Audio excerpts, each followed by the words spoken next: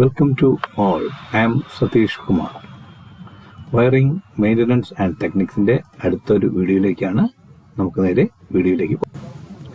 ഇന്നിപ്പോൾ നമ്മൾ ഉദ്ദേശിക്കുന്നത് ഇന്നത്തെ സിലബസ് അനുസരിച്ച് ഡിപ്ലോമയും IT-യും BTech-ഉം ഒക്കെ കഴിഞ്ഞിറങ്ങുന്ന ഒരുപാട് പേർക്കുള്ളൊരു പ്രശ്നമാണ് പ്രാക്ടിക്കലി ഉള്ള നോളജ് വളരെ പരിമിതമാകുന്നതാണ്.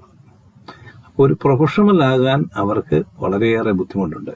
പ്രാക്ടിക്കൽ എക്സ്പീരിയൻസിൻ്റെതായ ഒരു കുറവും അവർക്ക് അവിടെ കാണുന്നുണ്ട്.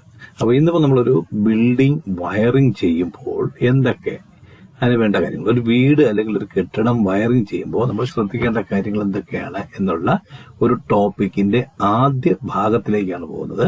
ഇത് തുടർന്ന് ഇനി ബാക്കിയുള്ള കാര്യങ്ങൾ ഉണ്ടാവും. ഇന്നിപ്പോൾ നമ്മൾ ചെയ്യുന്ന കാര്യങ്ങൾ എർത്തിങ് എന്നുള്ളതാണ്.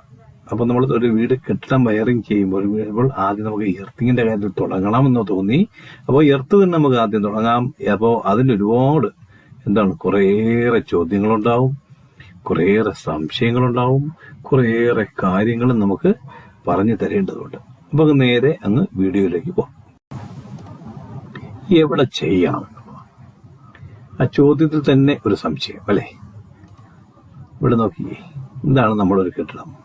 നമ്മൾ നോർമലി കാണുന്ന ഒരു പ്രശ്നം എന്ന് പറയുന്നത്, നമ്മുടെയൊക്കെ വീടുകളിലൊക്കെ ഉള്ള ഒരു പ്രശ്നം എന്ന് പറയുന്നത്, നമ്മൾ മീറ്റർ ബോക്സ് എവിടെ വെക്കാൻ പറ്റുന്നു എന്ന് നോക്കും. പോസ്റ്റിന് വളരെ അടുത്ത് വീടിനോട് ചേർന്ന് നിൽക്കുന്ന ചുമരേത്, അവിടെ നമ്മൾ മീറ്റർ ബോക്സ് വയ്ക്കുന്നു. അതിന്റെ നേരെ താഴെ നമ്മൾ എർത്ത് ചെയ്യുന്നു. അങ്ങനെയാണോ ചെയ്യേണ്ടത്? അങ്ങനെയാണ് ചെയ്യേണ്ടതെങ്കിൽ പോലും അത് ചെയ്യേണ്ടതിന് ഒരു ഗ്യാപ്പോ കാര്യങ്ങളോ ഒക്കെ ഒരു അളവൊക്കെ ഉണ്ടാവതില്ലേ? അതൊക്കെ എങ്ങനെ എന്നറിയണം. അപ്പോ നമ്മൾ എർത്തിങ് ചെയ്യുമ്പോൾ ശ്രദ്ധിക്കേണ്ട പ്രധാനപ്പെട്ട കാര്യം, ആദ്യം അത് എങ്ങനെ ചെയ്യണം എന്നുള്ളത് നമുക്ക് നോക്കാം. ആദ്യം നമ്മൾ എന്ത് ചെയ്യണം? നമ്മുടെ എർത്ത് ചെയ്യേണ്ട പ്ലേസ് അല്ലെങ്കിൽ അവിടുത്തെ മണ്ണിനെ നമ്മൾ ചെക്ക് ചെയ്യണം. Soil resistivity testing. അപ്പൊ അതിനു വേണ്ടി നിങ്ങൾ കാണുന്നുണ്ട് 4 ഇലക്ട്രോഡ്സ് ഒക്കെ ഇങ്ങനെ അടിച്ചു വെച്ച് ടേപ്പൊക്കെ സ്ട്രെയിറ്റ് ലൈനിൽ അളന്നൊക്കെ വെച്ച് കാണുന്നുണ്ടല്ലേ? അതിന്റെ കൂടെ ഒരു എർത്ത് മെഗറൊക്കെ അളന്ന് വെച്ചിട്ടുണ്ട്. അപ്പൊ ഇങ്ങനെയല്ല, കുറച്ചുകൂടെയൊക്കെ ഗ്യാപ്പ് ഉണ്ടാവും. നമ്മളൊരു ഇമേജ് എന്നുള്ള രീതിയിൽ ചെയ്ത് കാണിച്ചിരിക്കുന്നതല്ലേ ഉള്ളൂ. അപ്പോൾ ഒരു ഈക്വൽ ഡിസ്റ്റൻസ് ഉണ്ടാവും. 4 ടെമ്പററി ഇലക്ട്രോഡ് വയ്ക്കുക. അതിൽ നമ്മുടെ earth മെഗറിനകത്ത് E1, P1, P2, E2 ഇങ്ങനെ ഒരേ ഓർഡറിലുണ്ടാവും. E1 ആൻഡ് E2 എന്ന് പറയുന്നത് നമ്മൾ ടെസ്റ്റ് ചെയ്യേണ്ട ഇലക്ട്രോഡുകളുടെ മെയിൻ ഇതാണ്. അതായത് അതിനകത്ത് E1 ആണ് നമ്മൾ എവിടെ ടെസ്റ്റ് ചെയ്യുന്നു, എവിടെയാണ് എർത്ത് ചെയ്യേണ്ടത്, അവിടെ നമ്മൾ ആദ്യത്തെ ഇലക്ട്രോഡ് അടിക്കുന്നു. അതിൽ നിന്നും നമ്മൾ ഫസ്റ്റ് പോയിന്റ് ആയ E1 അതിലേക്ക് കണക്ട് ചെയ്യുന്നു. പിന്നെ ഒരു ടേപ്പ് എടുത്ത് സ്ട്രെയിറ്റ് ആയിട്ട് പിടിച്ച് ഒരു ഈക്വൽ ഡിസ്റ്റൻസിന് 4 ഡിവൈഡ് ചെയ്തുകൊണ്ട് രണ്ടാമത്തെ ഇലക്ട്രോഡ്, ഒരിക്കലും വളഞ്ഞോ സിക്സാഗൊന്നും ആവരുത്, രണ്ടാമത്തെ ഇലക്ട്രോഡ് ഒരു ഡിസ്റ്റൻസിൽ എടുത്തിട്ട് ആ ഡിസ്റ്റൻസിലേക്ക് ഒരു അടിച്ചിറക്കുക. അതിനുശേഷം അതിലേക്ക് നമ്മുടെ P1 കണക്ട് ചെയ്യുക. ഇനി അതേപോലെ തന്നെ സ്ട്രെയിറ്റ് ലൈനിൽ അതേ ഡിസ്റ്റൻസിൽ വീണ്ടും അടുത്ത ഇലക്ട്രോഡ് അടിച്ചിറക്കുക. അതിൽ നമ്മൾ P2 കണക്ട് ചെയ്യുക. ഇനി അതേ ഡിസ്റ്റൻസിൽ സ്ട്രെയിറ്റ് ആയി തന്നെ 4ാമത്തെ ഇലക്ട്രോഡ് E2 കണക്ട് ചെയ്യുക. ഇപ്പൊ നമ്മൾ ടെസ്റ്റ് ചെയ്യുമ്പോൾ P1 ആൻഡ് P2 എന്നുള്ള പ്രഷർ കോയിലാണ്. അവിടെ നമ്മളൊരു വോൾട്ടേജ് ജനറേറ്റ് ചെയ്യുന്നു. ആ ജനറേറ്റ് ചെയ്യുന്ന വോൾട്ടേജ് E1നും E2നും എക്രോസേക്ക് വരുമ്പോൾ E1ൽ ഉണ്ടാകുന്ന അല്ലെങ്കിൽ അവിടുത്തെ സോയിലുണ്ടാകുന്ന റെസിസ്റ്റിവിറ്റി എങ്ങനെ എന്നുള്ളതാണ് നമ്മുടെ മീറ്ററിൽ റീഡിംഗ് ആയിട്ട് വരുന്നത്. അപ്പൊ മറന്നു പോവാതെ ശ്രദ്ധിക്കേണ്ട കാര്യം, നമ്മൾ അടിച്ചിറക്കുന്ന ആ ഇലക്ട്രോഡ് എത്ര താഴ്ചയിലായിരിക്കണം എന്നുള്ളതാണ്. അത് എപ്പോഴും 1/20 എന്ന് പറയുന്ന ഈക്വൽ ഡിസ്റ്റൻസ് ആണ്. അപ്പോൾ ഒരു ഇലക്ട്രോഡ് 2 ഇലക്ട്രോഡുകൾ തമ്മിലുള്ള ഗ്യാപ്പിന്റെ 1/20 മുകളിലാവരുത് എന്ന് പറഞ്ഞാൽ നമ്മളത് പറയുമ്പോൾ depth of insertion must not exceed 1/20 എന്നാണ്.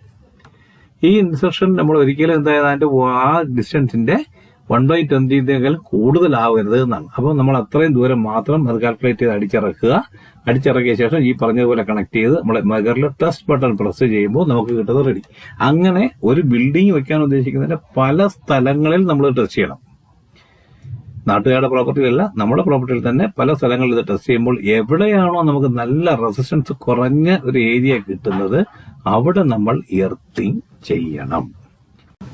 അപ്പോൾ അങ്ങനെയാണെങ്കിൽ അടുത്ത സംശയം വരുന്നു, ഈ സോൾ റെസിസ്റ്റീവ് ടെസ്റ്റ് കൊണ്ട് 4 ഇലക്ട്രോഡ് മെത്തേഡ് നമ്മൾ ആ ഫിഗർ നേരെ കാണിച്ചിട്ടുണ്ടല്ലേ, കണ്ട 75.4 ഓം എന്നൊക്കെ ഇങ്ങനെ കാണിക്കുന്നുണ്ട്. ഇനി ഈ എർത്ത് സോയിൽ റെസിസ്റ്റീവ് കഴിഞ്ഞാൽ അടുത്ത എങ്ങനെയാണ്? പലതരം സോയിലുണ്ട്. എങ്ങനെയൊക്കെ ഇത് കണ്ട ആദ്യം കാണുന്ന ഒന്നെന്ന് കാണിച്ചിരിക്കുന്ന ഒരു വളരെ കട്ടി കൂടിയതും വല്ലാത്ത ഒരു മണ്ണാണ് അല്ലെ. രണ്ടാമത്തതോ വളരെ നല്ല മണ്ണാണ് അല്ലെ, ഇളക്കമുള്ള മണ്ണ്. മൂന്നാമത്തതോ നല്ല ഈർപ്പമുള്ള മണ്ണാണ്. നാലാമത്തതോ പാറക്കെട്ടുകൾ നിറഞ്ഞാണ്. അപ്പോൾ ഓരോ സ്ഥലത്തും ചെയ്യുമ്പോൾ നമുക്ക് ഒരേപോലുള്ള റീഡിങ് നമുക്ക് കിട്ടണമെന്നില്ല. ചിലയിടത്ത് വളരെയധികം കൂടി റോക്കി സോയിൽ എന്ന് പറഞ്ഞാൽ നാച്ചുറൽ സോയിൽ ആയിരിക്കില്ല. ഇനി ചില കെട്ടിടങ്ങളെന്ന് പറഞ്ഞാൽ ഈ റോക്കി സോയിലുള്ള കെട്ടിടങ്ങൾ നമ്മൾ ചിലപ്പോൾ അവിടെ മണ്ണ് കൊണ്ടിട്ടതായിരിക്കും, നമ്മൾ അറിയില്ല. അപ്പൊ അങ്ങനെ വരുമ്പോൾ നമുക്ക് ഈ പറഞ്ഞ റെസിസ്റ്റൻസ് കറക്റ്റായിട്ട് കിട്ടണമെന്നൊന്നുമില്ല. അപ്പൊ അതൊക്കെ വളരെയേറെ ശ്രദ്ധിക്കേണ്ട കാര്യങ്ങളാണ്. ഇലക്ട്രീഷ്യൻ മാത്രമല്ല, വീട് വെക്കുന്ന നമ്മുടെ ഹൗസ് ഓണർ കൂടി ഇതൊക്കെ ശ്രദ്ധിക്കേണ്ട കാര്യങ്ങളാണ്. ഇനി ഏതൊക്കെ രീതിയിൽ ചെയ്യണം? ഇപ്പൊ നമ്മളിവിടെ കണ്ടിട്ടുണ്ട് കോപ്പർ പൈപ്പ് എർത്തിങ്. നമുക്ക് പൈപ്പ് എർത്തിങ്ങും പ്ലേറ്റ് എർത്തിങ് ഒക്കെ ഉണ്ട്, എങ്കിലും നമുക്ക് പൈപ്പ് എർത്തിങ് ചെയ്യണം. അത് ചിലർ ഇങ്ങനെ കുഴിച്ച് ചെറിയൊരു വട്ടം പോലെ കുഴിച്ച് ചെയ്യും, ചിലർ നല്ല സ്ക്വയറിന് വെട്ടി നല്ല താഴ്ചക്കിറക്കുകയും ചെയ്യും. എങ്ങനെയായാലും നമുക്ക് പൈപ്പ് എർത്തിങ് വളരെ നീറ്റായിട്ട് ചെയ്യുക. അതിനകത്തേക്ക് കരി, ഉപ്പ്, മണൽ ഇങ്ങനെ ലെയർ ബൈ ലെയർ ആയിട്ട് ഇടുക. കരി എന്ന് പറയുന്ന കാർബൺ എന്ന് പറയുന്നത് എപ്പോഴും ഈർപ്പം നിലനിർത്തുന്നതാണ്. അതുപോലെ തന്നെ ഉപ്പ് എന്ന് പറയുന്നത് ആ പൈപ്പിൽ തട്ടാതെ 4 ചുറ്റും ഇടേണ്ടത്. നമുക്ക് നമ്മൾ ഈ വരിക്കുന്ന വെള്ളത്തിന്റെ റെസിസ്റ്റൻസ് കുറയ്ക്കാൻ, അതായത് ഈർപ്പം താഴേക്കിട്ട് മണ്ണിലേക്കുള്ള റെസിസ്റ്റൻസ് പെട്ടെന്ന് കുറയ്ക്കുന്നതിന് വേണ്ടിയിട്ടാണ്. ഇനി മണൽ എന്ന് പറയുന്നത് ഏറ്റവും മുകളിൽ വരുന്നത്, മണൽ എന്ന് പറയുന്നത് വെള്ളത്തിന്റെ അതായത് ഈർപ്പത്തിനെ അബ്സോർവ് ചെയ്യാൻ കഴിവുള്ളതുമാണ്. അപ്പൊ ഇത്രയും കാര്യങ്ങൾ നമ്മൾ വളരെയേറെ ശ്രദ്ധിക്കേണ്ട കാര്യമാണ്. അതുപോലെ തന്നെ വീട് വയ്ക്കുമ്പോൾ കഴിവതും ഈ എർത്തിങ് ചെയ്യുന്നത് നമുക്ക് അല്പം ഈർപ്പം കിട്ടുന്ന സ്ഥലത്തായിരിക്കണം. നമ്മളൊക്കെ കാണുന്ന നമ്മുടെ മീറ്റർ ബോർഡിന്റെ അടിയിൽ, കാർ ഷെഡിന്റെ അടിയിലൊക്കെ കൊണ്ടുപോയി ചെയ്യുമ്പോഴത്തേക്കും ഒരിക്കലും എർത്തി നമുക്ക് പ്രോപ്പറായിട്ട് കിട്ടാറില്ല. ഇനി അതിന്റെ ഗുണനിലവാരം എങ്ങനെ ഉറപ്പിക്കുക? അപ്പൊ നമ്മൾ സോയിൽ ചെയ്തത് പോലെ തന്നെ ഇപ്പൊ 3 ഇലക്ട്രോഡ് മെത്തേഡിൽ ഇതേ രീതിയിൽ തന്നെ നമ്മൾ ഒരു എർത്ത് ടെസ്റ്റിംഗ് ചെയ്യും. പക്ഷെ അവിടെയുള്ള എന്ന് പറഞ്ഞു കഴിഞ്ഞാല് നമ്മൾ E1ഉം P1ഉം ഷോർട്ട് ചെയ്തിട്ട് നമ്മൾ ചെയ്ത എർത്തിൽ കൊടുക്കും. അത് ഫസ്റ്റ് ഇലക്ട്രോഡ്. പിന്നെ ടെമ്പററി ആയിട്ടുള്ള 2ഉം 3 ഇലക്ട്രോഡ്സ് P2 E2യിലായിട്ട് കണക്ട് ചെയ്യും. അപ്പൊ നമുക്ക് കിട്ടേണ്ട റീഡിങ് എങ്ങനെയായിരിക്കണം? അതൊരു സംശയമാണ്. എപ്പോഴും നമ്മൾ നോർമലി പറയുന്നത് earth resistance must not below 1 ohm എന്നാണ്. Earth resistance must be below 1 ohm. 1 ohmൽ താഴെ ആയിരിക്കണം എന്നാണ്. നമുക്ക് അതൊന്നും കിട്ടാറില്ല, എങ്കിലും വളരെ വളരെ ലോ എർത്തിങ് ആയിരിക്കണം നമുക്ക് കിട്ടേണ്ടത്. ഇനി അതിനകത്ത് അങ്ങനെ അല്ല എന്നുണ്ടെങ്കിൽ, അതിന് പോരായ്മകൾ ഉണ്ടെങ്കിൽ എന്ത് ചെയ്യണം?